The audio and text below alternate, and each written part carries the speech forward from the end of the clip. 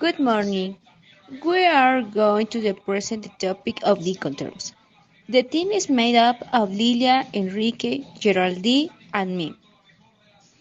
By way of introduction, we have the legal terms, short for international commercial terms, are set for standardized developed by International Chamber of Commerce (ACC) to facilitate international trade transactions. But what are Incoterms?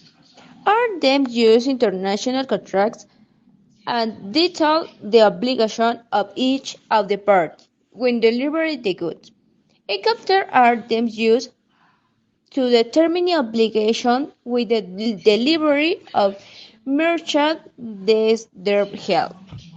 The main objective of the Incoterms is to facilitate the exchange of goods through uniform rules to guide the parties involved in international trade. The Incoterms that are concurrently in force are those mentioned below. The first is export. The seller makes the goods available at their premises, and the buyer is responsible for all transportation and cost from that point onwards. The second is for carrier. The seller delivers the goods to a carrier or another party nominated by the buyer at a specific place. The seller is responsible for export clearance, while the buyer covers the remaining transportation cost. The third is carried by two. The seller delivers the goods to a carrier or another party nominated by them, and they bear the cost of transportation to the named destination. The buyer is responsible for insurance.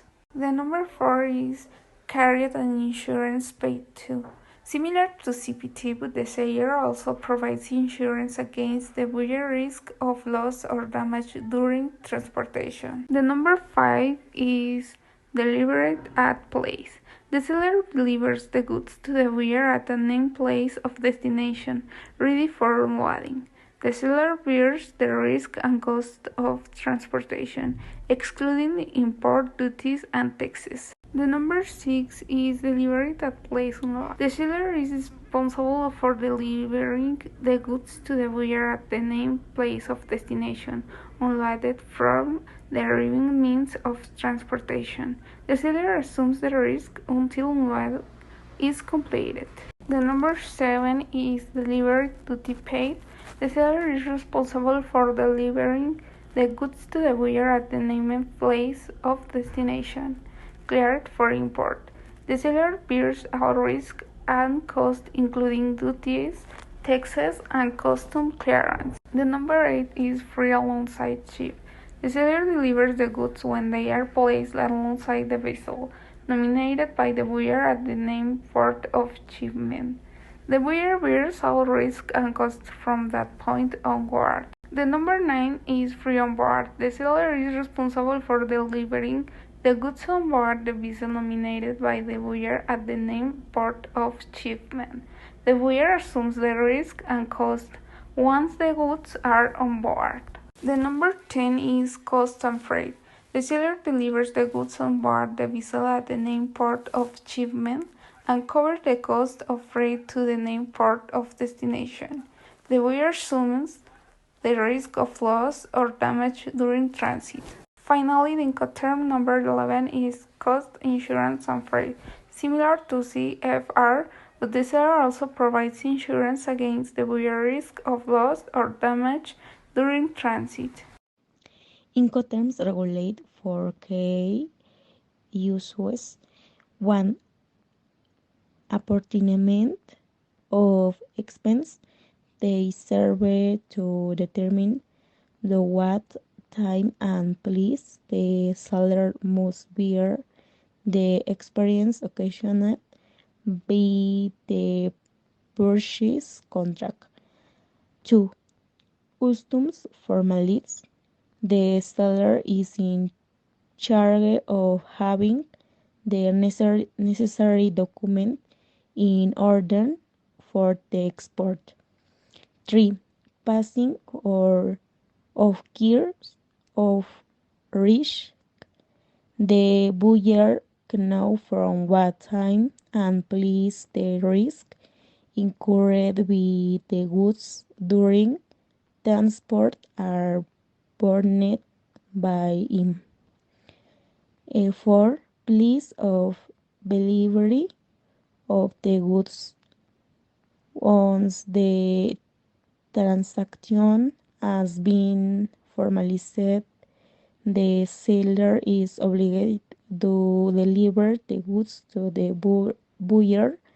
This delivery can be made directly or through an intermediary, carrier, or freight forward. The types of Incoterms used by the International Chamber of Commerce distinguish for different categories that take into account where the goods are delivered and the responsibility assumed by each of the parties. Group C, with payment of the main transport. Grupo D, directly delivered at the point of arrival. Group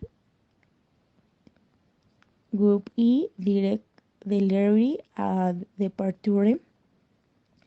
Grupo F, with payment of the main transport. Ambiguity and responsibilities. Without Incoterms, there might be confusion and disagreement regarding the specific responsibilities of the buyer and the seller. Lack of clarity. Incoterms provide standardized terms and definitions that are recognized internationally. Unclear cost allocation. Increasing risk exposure. Incoterms specify a risk of loss damage of the good transformed for the seller of the buyer. Complete issues. Incoterms provides it import aspects international trade, such custom procedure documentation required and belief of obligation. Inefficiency in logistic planning. Incoterms helps streamline logistic planning by clearly defines the delivery terms and the points of transfer responsibility.